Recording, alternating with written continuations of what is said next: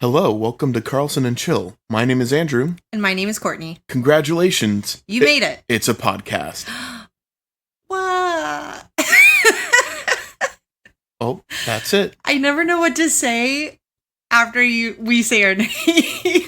That's the fun of it. You just make it up on the spot. We need a little tagline right there. The tagline is tag, you're it. No, I don't like that one. All right, well then what is it? It's, I'll let you know next week. All right, next week we'll have our tagline. You know our what? iconic... It probably won't be done, so don't count on it. Our iconic tagline that we will start every podcast with. Yeah, it's going to be epic. It will be, and you better be there for it. Or else. Or else what? I felt a little threatened by that. You don't want to know. I'm intently staring into Andrew's eyes. I know, it caught me off guard. I feel like fleeing right now. Sorry. Love you. I feel like fleeing from my being. No. Well, Courtney, what have we been up to this week? Well, today I did a Walmart pickup and I got everything in my order that I ordered, so I'm pretty happy. For once, that is a good thing. For once. I don't know about you guys, but I absolutely hate going into Walmart. There's too many people. There's too many people for my liking and too much noise and I get overwhelmed. And too tempting. Too tempting. I spend way too much money if I go in the store. So I planned my meals. I did a grocery pickup. And, it's sad because I get the same guy every time and every day. Well, every time I do it, I ask him, how's your day going? And he goes, and he always shakes his hand like side to side. I'm like, that's so sad. I'm so sorry. You'd never have any good days. I mean, he works at Walmart. I mean, true, but... Be careful. You might just be starting a relationship. No. With the Walmart pickup guy? No. So, you have the same guy every time? Yep, every time. I forget his name. Oh, I'm not good with names. All right, well then, you definitely know it's not heading into any sort of relationship if you can't even remember his name. Definitely not. I am married to you, so that would be unethical. I'm glad you remember my name. Hey, Andrew. No problem. And she looked at her hand. Oh, it came off. Oh no, I washed him. And then besides that, I did some meal prepping. Oh, we had loaded baked potatoes tonight. They're not the healthiest, but they're super good. I don't think they're that bad. They're not bad, but they're not great. Whatever. Especially when you load them. The loaded part is the part that's not good. Well, then you gotta unload it. But that's the best part. A baked potato can be good even if it doesn't have all the fixins. Well, I like the fixings. Okay. I see we got... I'm going to get defensive about Courtney my potato. on the defensive tonight. Don't mess with my potatoes. All right. I will not do that. Was there anything else? And then I also worked my journals. I made TikTok earlier about all my journals. I have 3 of them. I have one for junk journaling where I collect all the trash in my life and I throw it into a journal. Including a receipt that had my card information on it. Oh my and that gosh, threw me off. get over it. It's not going to have anything that someone's going to steal. It's just for my eyes. Plus, receipts wear out after a year. So after a year, it's just going to be a white piece of paper. Okay. So my junk journal, then I have my reading journal where I record all the books I read. I write a little annotation of what I thought about the book and a quote and where I rate it. And then I have my church/devotional journal where I do all my daily devos in. And I got all caught up and I was proud of that. I'm surprised you didn't mention your Bible Devo first. Guess we know where your priorities really are at. Andrew Cade. I'm just kidding. You... Or did you save the best for last? I saved the best for last. That's all you had to say. That's all you had to say. You didn't have to yell at me. I'm gonna kick your booty. All right. I'm in for it today. He's been on one today. He's just pressing all the buttons. I just stare at my wife a little too long. No, he knows which buttons to push and he pushes them. I have said it before that one of my spiritual gifts is button pushing. Yeah, it is. I know how to do it really well, and it's not the greatest gift, but it's just how God made me. Yeah, you're lucky God made you. I don't know what sure that am. means. I mean, yeah, I'm I real am upsetty too. spaghetti right now. Upsetty spaghetti. I guess that's the name of this episode. How was your day today, babe? It was okay. It's been pretty chill at work. I really miss having that 4-day weekend.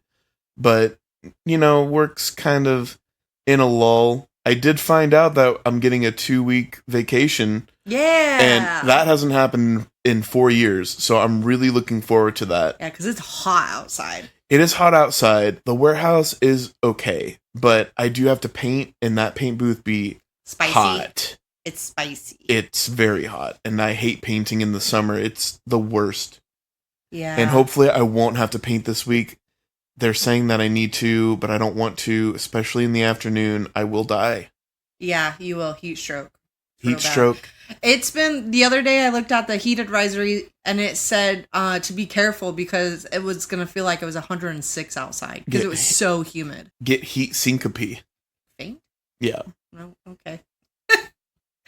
Ooh, you know what else? What else? Just Andrew. I was so proud of myself and I showed Andrew these. But for work, we're doing a Bridgerton themed tea. And so we have 3 different seatings at the tea room. And I was in charge of making the cookies. And these cookies are so cute. They're like little scalloped oval shaped frames. And it's made with Earl Grey tea inside of it. It's really good. It's like a lemon tea shortbread cookie.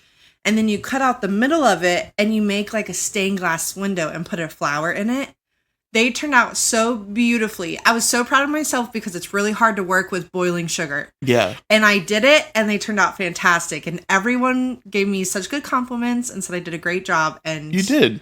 Thank you. It's like expert level food crafting that you did. I was so proud of myself. It was a little time consuming. Very time consuming. It was worth it. They were so pretty. Very short time windows to get that sugar just right. Yeah, but they were pretty. They looked fantastic. Thank you. I'm so proud of myself. So I can't wait to see. The girls are finishing them up. I kind of did the trial test of them to make sure they would turn out. And then the other girls at work are going to finish them up this week. And then I'm going to help out on Saturday.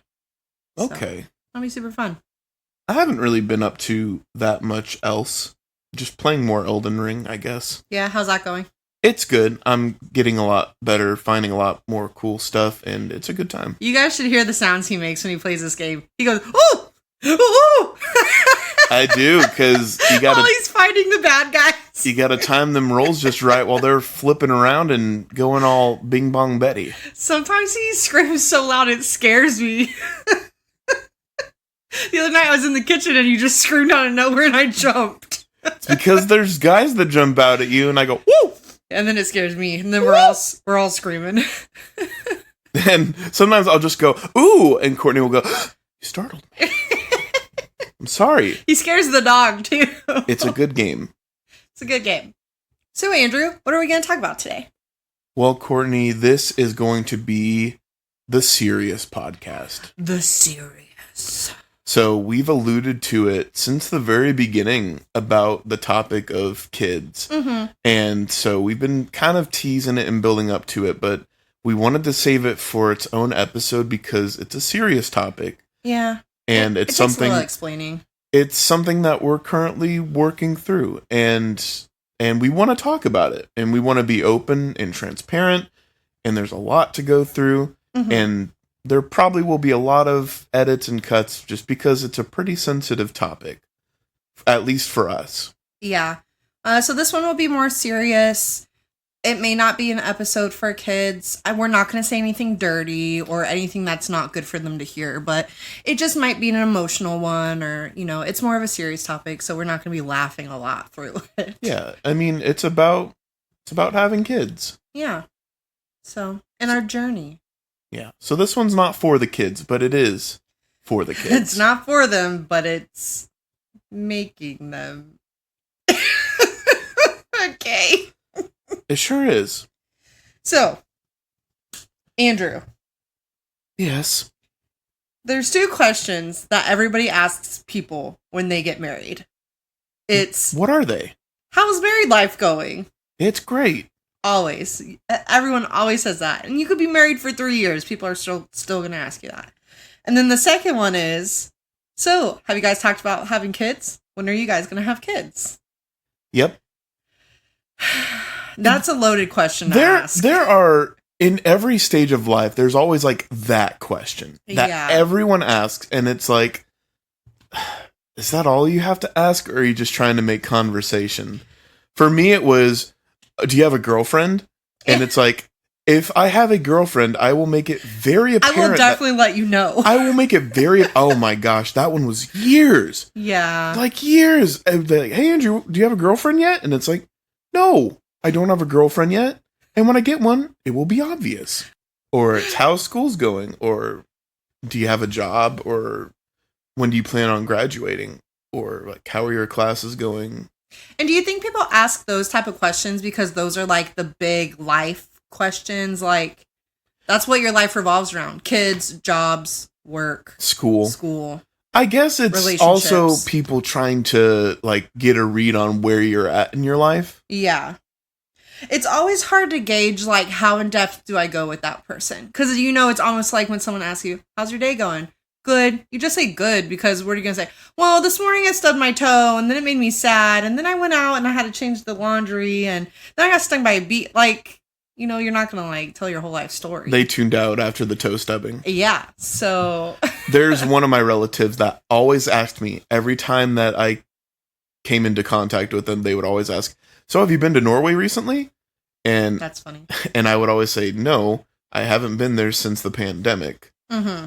So, yeah, it's just, they're interested in what you're doing, and if that's all they know that you're about. It's just the same questions over and over again, but at this stage in our lives, it is, how's married life?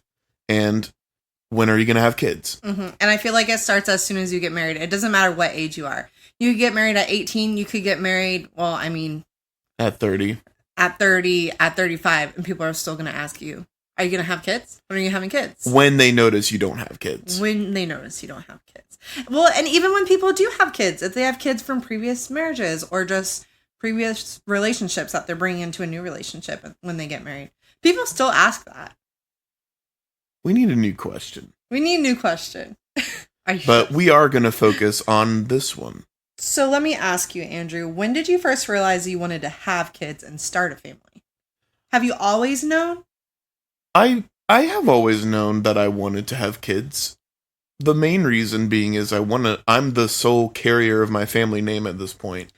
And that's a lot of pressure. It is a lot of pressure. And I want to carry on my family name. I would love to. Mm-hmm. So that, I would say, like, over time, that has been the main reason. But over time, I've just noticed that I really enjoy being around kids, and kids really enjoy being around me. Kids love Andrew. It melts my heart. I am a kid magnet. Put me in a house and have anyone under the age of 10, and they just magnetize to me for some reason. My sister's kids love Andrew more than they love me, and one openly said it the other day. Yeah, it's true. She's always reminding Courtney. I was like, wow, thanks a lot.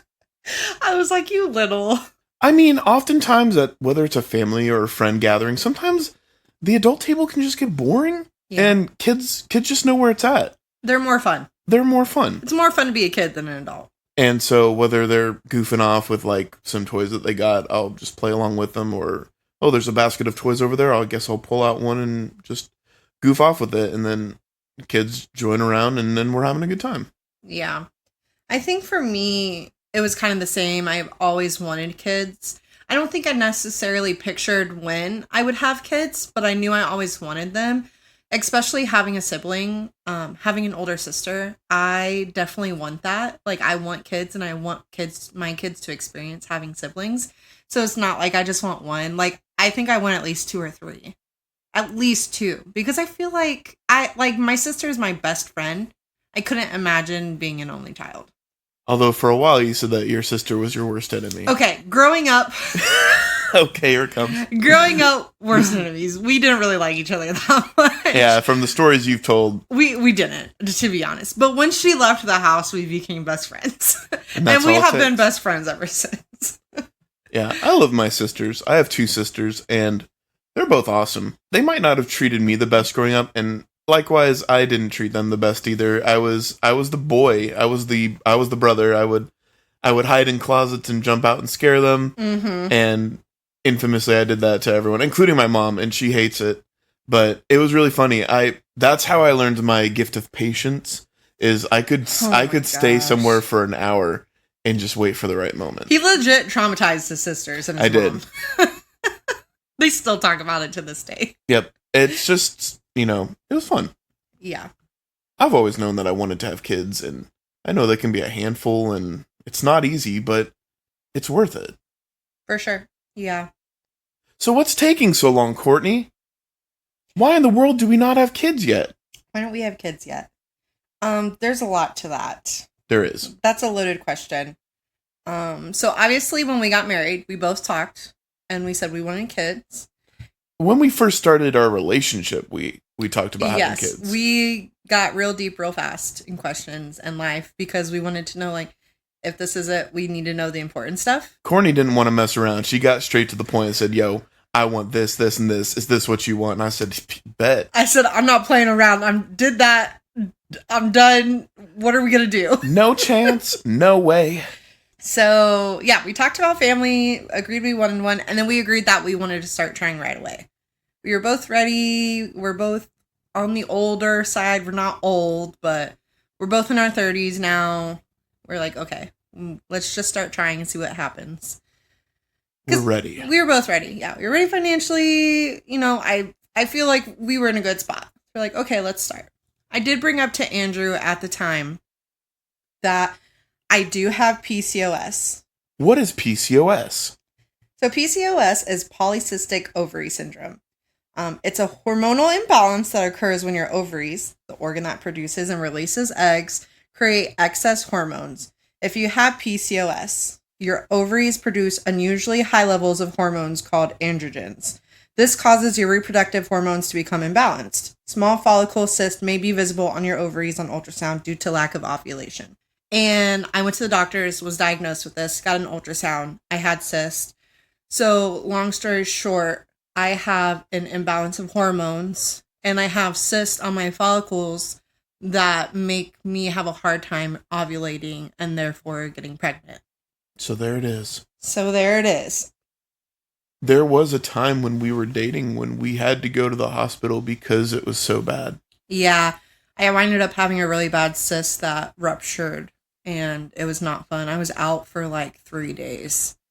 You were in a lot of pain. And sweet Andrew took me to the ER and waited there with me all night while I went and got checked out. But thankfully it wasn't anything serious, but it was definitely scary. Yeah. So the start of our relationship, I told Andrew about this and we knew we were going to have a hard time getting pregnant. So that's also why we wanted to start right away.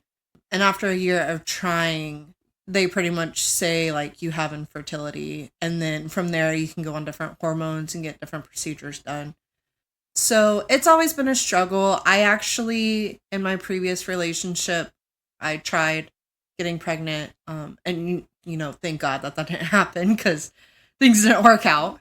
But I think it's frustrating sometimes for me, especially because people are like, well, just wait. You're fine. You're young. Like, it'll happen. And that's so hard to hear when you're in it. Yeah. But I'm like, okay, but you don't understand. Like, I've been trying for close to 6 years now. Like, it's not just I've been trying lately.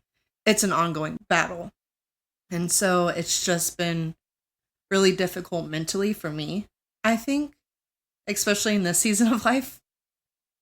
How do you feel about it, Andrew? Yeah, it seems like a lot of people do end up saying the same things. Like, it doesn't mean you're not going to have kids.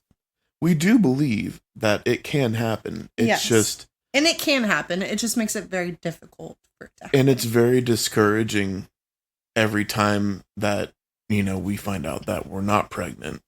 Yeah. I, in the beginning, tried really hard to track my ovulation and do all that when we first got married. You've tried a lot of things. I have. If it's on the market, I've tried it. Pills, tests, I've done it. Diets, I've done it all. And I actually stopped tracking my ovulation because I was getting so frustrated because I wasn't ovulating. And every time that it came back negative, it really put you down in the dumps. Yeah. And then, of course, I would take a pregnancy test and it was negative, and then I was sad and it would start the whole cycle over for every month. And it's just really taxing. It's really hard. And I know people are trying to be nice and comforting when they say, oh, just wait, it'll happen for you. Like, you're just in a season, you're just in your waiting season. If you're not in that season, it's very difficult. It's very difficult. So I guess in line with everyone asking the same questions over and over, you're hearing the same responses over and over. Yeah. And as a woman, it's the one thing your body's supposed to do. Like you're told, especially as a Christian girl growing up, don't have sex because you'll get pregnant. Like, you don't do it outside of marriage. Just, you need to wait. And it's frustrating because your whole life you've been told you'll get pregnant if you have sex, basically. And then the one time you want to and it doesn't happen, you're like, what is wrong with my body? Yeah, because we believe as Christians that marriage is a sacred covenant. And we save ourselves for that time. And then when you find out, oh, it's not going to be easy, then because we have friends who got pregnant right away. Yeah, a lot of my friends were able to get pregnant right away. And being the only married couple that doesn't have a kid, it hits us really hard. Yeah, that's another difficult thing. Especially I vent to Andrew sometimes that literally all of my friends have kids now. And sometimes it's upsetting being the only one without a kid, because then when you do get together with your friends, it's nice and happy, but all they talk about are their kids. And of course I'm happy for them. Like, that doesn't mean 1 ounce that I'm not happy for them and their family. Like, I could not think of anything better, but it's difficult. Hard on yourself. Yeah, it's hard to sit there and have to listen to it day after day after day, just knowing like, this is difficult for me and when is it going to happen? Because I'm tired of being in my waiting season. I don't know. It's hard. And poor Andrew, like, he's so sweet. And there's just been nights where I lay in bed and just cry because it's what I want so bad. It's what we want. Yeah, we both want it. And he is my rock. I don't know what I would do without him, but he holds me and comforts me and tells me it's going to be okay and that I can cry and it's okay to do that. It is. I'm a very patient man. He is. I waited a long time to find a marriage that was worth pursuing. And in our journey to start a family, it too seems like it's going to be another time to wait. Yeah. And we want it to be now. We desperately long to be parents and to have children and to raise a family, a God-fearing, loving family. And it's just not happening at this time. Yeah. I was reading, I try to always go back to scripture and what God tries to tell us. And I was reading about Abraham and Sarah and just how God promised them a child in their old age. And Sarah was laughing to herself and being like, I don't even know what he's talking about. And God was like, why are you laughing? She's like, oh, I'm not laughing. He's like, yeah, you are. Like, and he told Abraham, I'll give you descendants as numerous as the stars. And they didn't believe him because they went off and had a mistress baby. Yep. I'm like, man, how often am I like, okay, God, I'm tired of waiting for your plan. I'm going to do my own. And it's like, God bless them. How long did it take for God to come through on that promise? I think it was like 15 or something years, right? It was a while. Don't quote me on the number of years. I don't know. I know it was a while. But yeah, I just have to remember, like, I know it's God's timing, but sometimes it's just not what I want to hear in the moment. So do you ever feel like you're going against God's promise by attempting to rush the process at all? That's really difficult. That's really difficult to answer. Yes and no, because I feel like God's going to do his part and I need to do mine. I don't feel like it's I'm just going to sit here and when God gives me a baby, he gives me a baby. Because that is ultimately it. Like, I'm going to get pregnant when God knows it's the time for that. So, I don't know. That's a really hard question to answer. But it is a difficult question. But I would be lying if I said it wasn't something that I thought of. Yeah. I have totally thought about that when we thought about adopting and fostering. I thought, is this something I'm rushing into because it's not happening for me? And I think at first it was. I think when we first talked about it, it was an absolutely, I want a baby right now, and so I want to adopt a baby right now. But as we've learned through prayer and fasting, God answers and God knows. And when we fasted in January and prayed, God gave us an answer to another question, and it answered our question about why we don't have a kid yet. I firmly believe. Yeah. You know. And we fasted not too long ago. Our friends in Indiana hosted a fast for his brothers and for the people that they know who struggle with infertility as well. Yeah, it was so sweet that he asked us to be a part of that. So we got to pray for some members of his family, and they were praying for us, and it was really sweet that we could all come together in unity and pray for that. It really meant a lot to us. Of course, yeah. Yeah, it was great. Andrew, how do you feel about having to wait for kids? Or how do you feel in your waiting season right now? I'm taking the time to really lean in on God's promises and to pray about other things that we're looking for in our lives. And kids, every night when we go to pray, we always pray that God will bless us with children. Mm-hmm.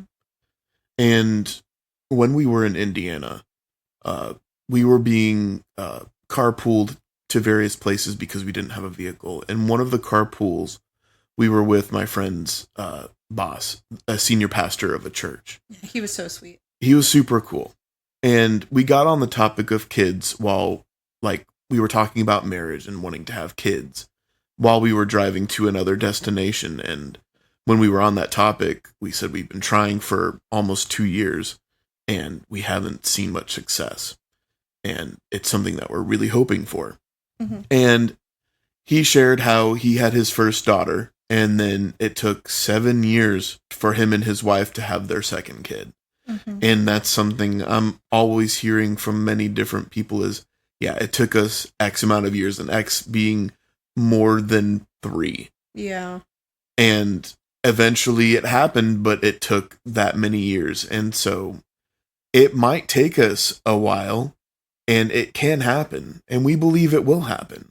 While we were on that topic, he presented us with a challenge, or what he prayed while he was in his waiting season. And he said it really helped. He said it really helped him when he was wanting another child with his wife, and this is what they prayed. They prayed, God, will you bless this desire for us to have children? Or we pray that you will take this desire away. Which is a really hard thing to pray. And that's a really powerful, difficult prayer. Mm-hmm. Because as much as it is to have this desire to want children, if God ultimately answers that question with no, how do you go past that? How do you go beyond that? Other than praying that the desire is taken away. And to be happy with where you are without having kids as much as you want them. That's something that I don't think I really hear anyone praying for is take this desire away if it is not within your will. Yeah. So we now pray that is, God, will you bless this desire or take it away? And I think what a lot of people don't realize who don't have difficulty with this, it's not just the fact of not being able to have kids. Like it impacts a lot of things. It impacts relationships. It impacts you and your spouse. Like it impacts your mental well-being. And I know for me, it's been hard because there's times where I ask Andrew, like, if I can't have a baby, will you still love me? Because I've heard so many times of people who leave their spouse because they can't get pregnant. And it's just so heartbreaking. And I know that Andrew would never, ever do that. But it's just that doubt that creeps in your mind, especially as a woman. Like, especially when you try to have kids and keep getting negative results. Yeah. Courtney mentioned that when we first started dating, that it would not be easy to have kids. And I knew that going in, and that did not affect me wanting to have a relationship with her or marrying her. because I knew that God sent the right one to me. And in due time, we don't know how long it will be. Our relationship continues to grow daily. Mm-hmm. And our trust in God continues to grow daily. And I trust in God. And I know that He'll see it through. While we were dating, I started serving at the church I was attending.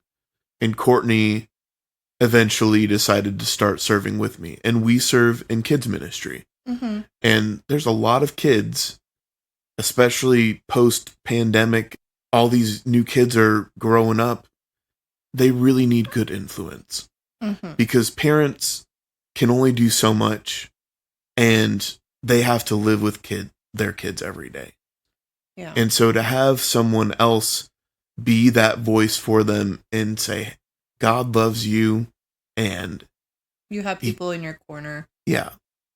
And kids be crazy. They be crazy. But we love it. Yeah, I told Andrew. I remember talking with our kids pastor and Andrew in the lobby of the church one day after we were serving, and I just looked at them and was like, I feel like these kids are my kids. As much as I want a kid, I feel like God's given me kids right now, and this is where He's called me.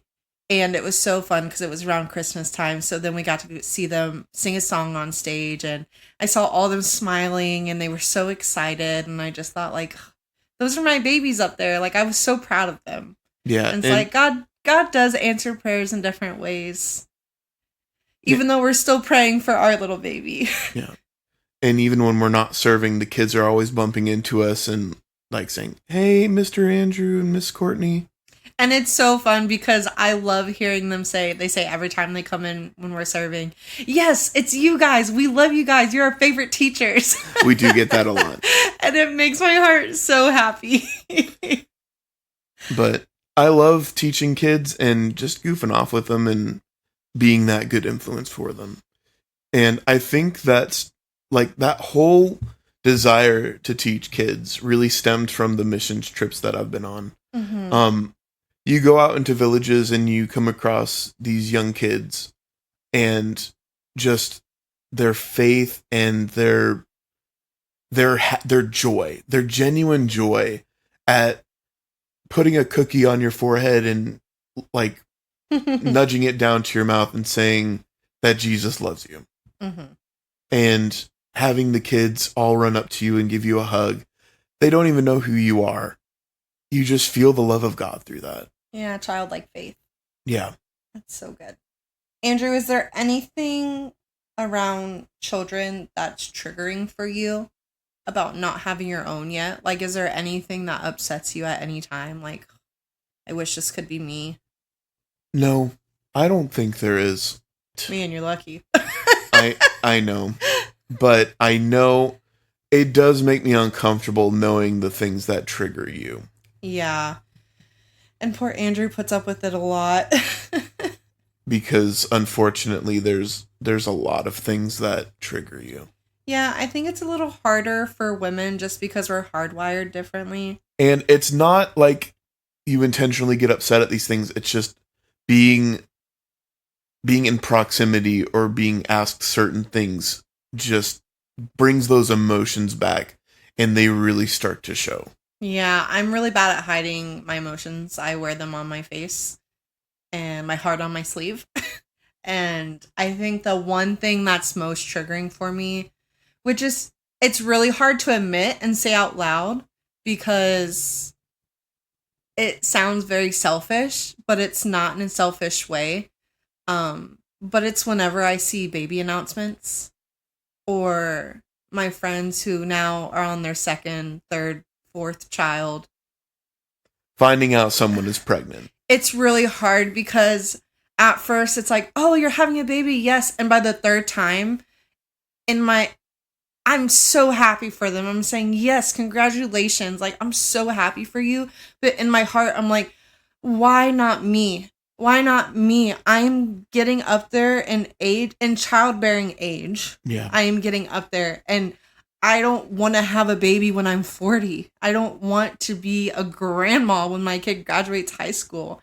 And so it's so hard for me sometimes because I want to be so happy, But then I just come home and I have to cry it out because like, it pulls on my heart so bad. Yeah. And like I said, like everyone's having babies. Everyone's having babies, of course, because that's the age group I'm in. And I am so happy for my friends. Like I love their kids. I watch them all the time, and I love my sister's kids and your sister's kids, and I love them. My sister's kid. Your sister's kid. But sometimes I'm just like, I want it to be my turn. I want to have a kid. I want that to be my joy too. Another baby announcement, and I still don't have a baby. Yeah. What's wrong with that? There's something wrong with that. But we're walking through it. Do I need therapy? Probably. But that's for another time. So, while we might not be successful in having a child yet, we have dabbled in the thought or the idea of fostering and adopting. Yes. I think that we will probably lean more into adoption than fostering, just because fostering's hard. And for all of our friends that do foster, we salute you. Yeah, I think it takes a very special person to do that. And I just don't know mentally if I'm there to be able to foster. No, we have heard countless traumatizing fostering stories. Yeah, and which is it's not the child's fault. No. By any means. A lot of times it's just the system. Such a broken system. Yeah. So, and those are always really hard to hear. Yeah. So we want to adopt. That's our heart too. At least that's my heart. Yes. How do you feel about that? It's my heart too. Yeah. And I told Andrew I want to adopt a baby, but I would also really love to adopt an older child, like a teenager, just because I want to be someone who is able to go in and just show them love that they've never had. I want to be that parent. I want to be that person that they're like, I may have had a hard life growing up, but I have someone in my corner now. Like, someone's there for me. I have somewhere to go on the holidays. Yeah. I have someone to give me a hug when I need one. And being older in the fostering system is difficult. And there are so many older children. I went on the fostering and adoption agency website a couple weeks ago, and all of them were 16 or older. It was so sad. It was so sad. There were just so many babies that needed love. And I want to love them. Yeah. Oh. So we are looking into that. Yes, we do want to look into it. And hey, when we start that process, we'll let you guys know. Yes. We're excited for it. We are still waiting. We're praying about it still. The main thing holding us back at the present time would probably be the size of our house. Yes. It's not big. It's not big. It's a mobile home. And it's in a neighborhood that is not desirable. As you all know our neighbors. We don't want them near any kids of ours. Nah. Get away from my kids. But in God's timing, we know it'll hopefully happen soon. But we're still hoping and praying. And it's going to be good. Yeah. I told Courtney this a while back, but my grandma used to foster kids growing up. Yes. And I had an aunt and an uncle who were adopted. Mm-hmm. And they're wonderful. They are great. My uncle, who was adopted, has gone to be with the Lord, unfortunately. Mm-hmm. And so that was a difficult time as well. Yes. But he was a great guy, and my aunt is awesome. Yeah, she's so fun. We love her. Mm-hmm. She is taking care of our chickens. Yes, she's the one who got our chickens. And we got to see them the other day. Yes, they're living their best chicken life. They are doing so good. They have their little cow friends and their pig friend. Yeah, they were digging worms by the water. They live off of a little canal that connects to... It's the Gulf. The Gulf. But yeah, they're living their best lives. They have a waterfront property. Yeah. Better than anything we can offer. For sure. So I guess the only other thing I would mention about this topic is when we do have children, we're going to be in the awkward bracket where we're older parents having young kids but all the people who have young kids are young themselves, and all the parents who are older are going to have older kids, and we're going to be in that awkward middle. We're going to be the grandma parents, but that's okay. We're going to be young at heart, and I'm going to be the coolest mom ever. Yeah.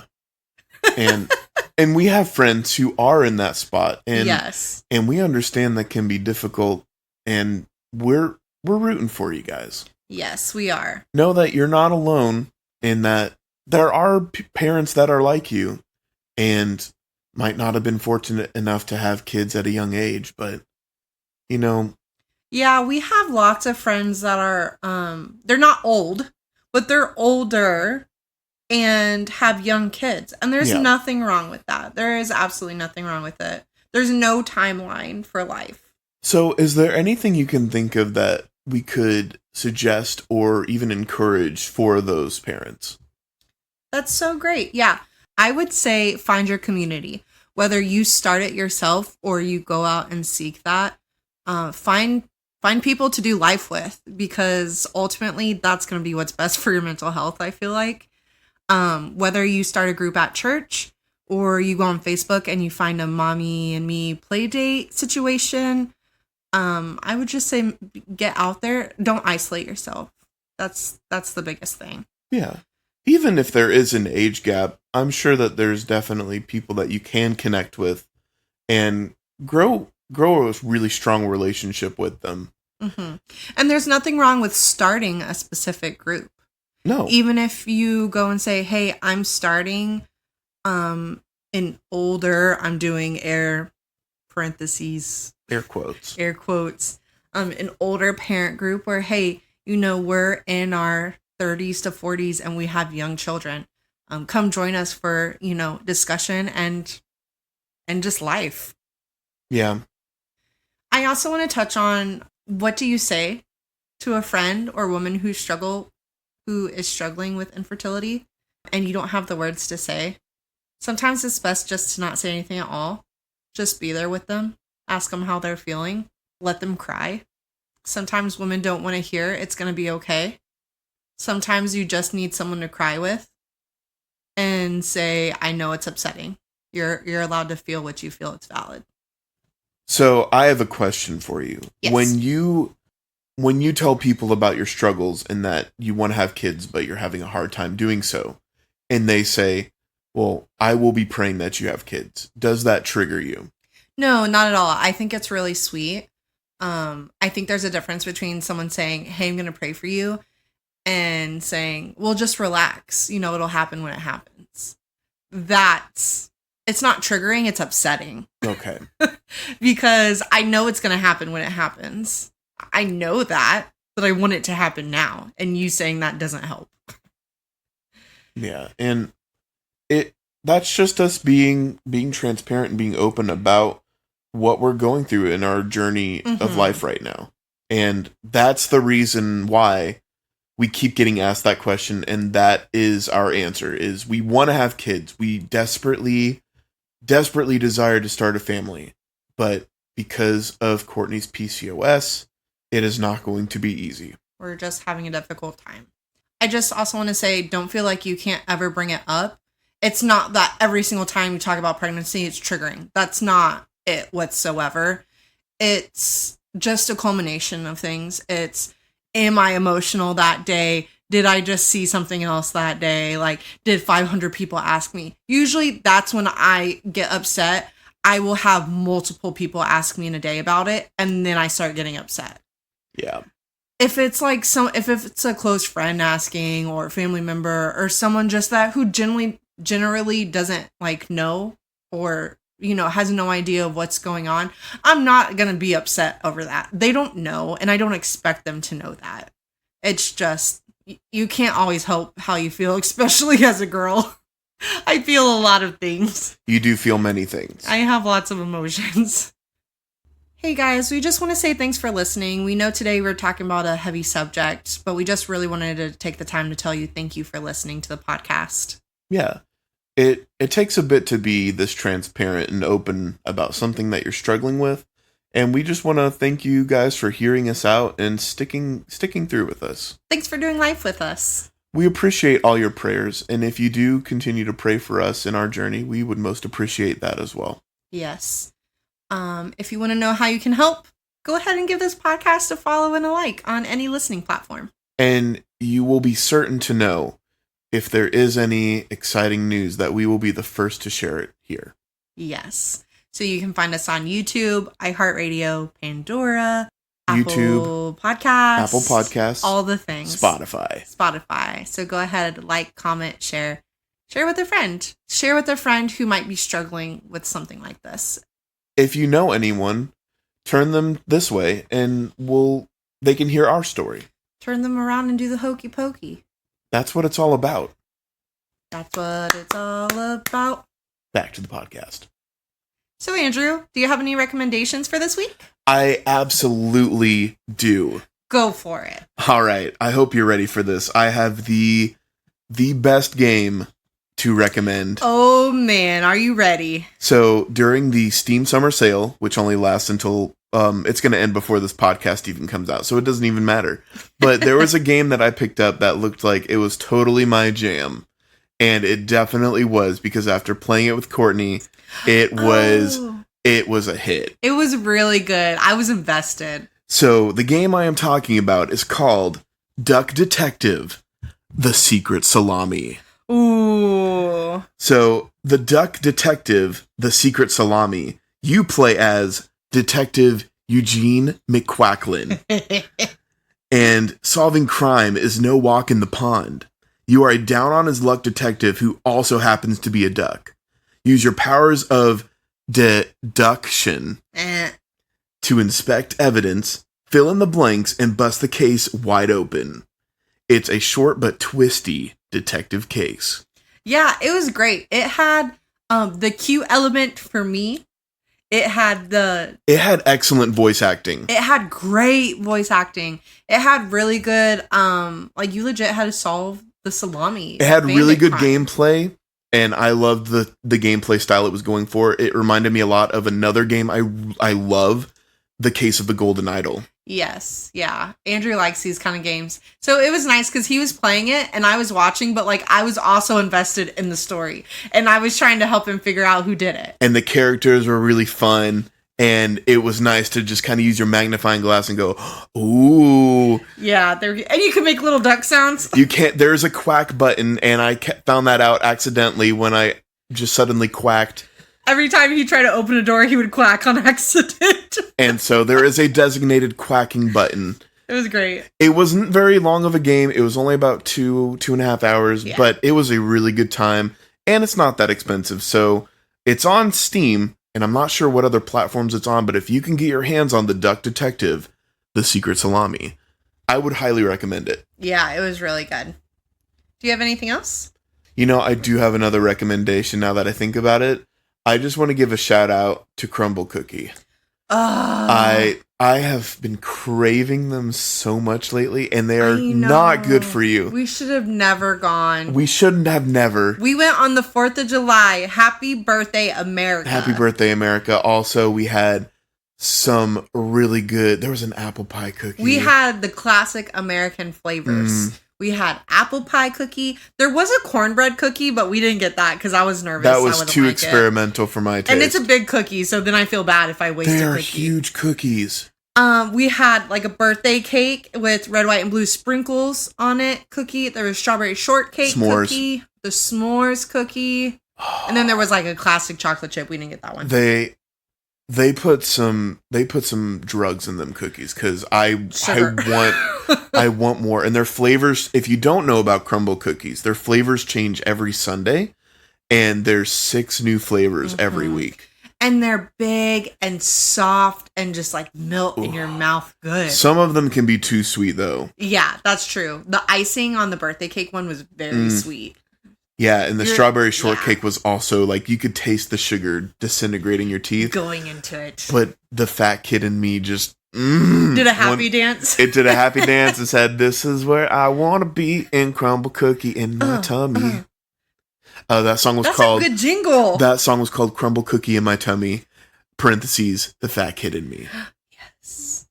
Courtney and I are always making up songs. Courtney and I are always making up songs, and we say, hey, what was that song called? And we say title, parentheses, subtitle, and it's funny every time. It's always got to have a parentheses in it because it Always. makes it better. It does. So whenever Courtney throws out a jam, I always say, what's that song called? Which is often. Yes, very often. We'll have to make some songs up for you guys sometime. Sometimes. We'll see. All right, Courtney, what do you recommend? So my first recommendation is a book. Surprise! Whoa! I finished another one. It's called That Sounds Fun by Annie F. Downs. That sounds fun. It was really cool. She also has a podcast named That Sounds Fun where she interviews different celebrities and friends. Well, we'll get to the celebrities one day. One day. Haha, we will.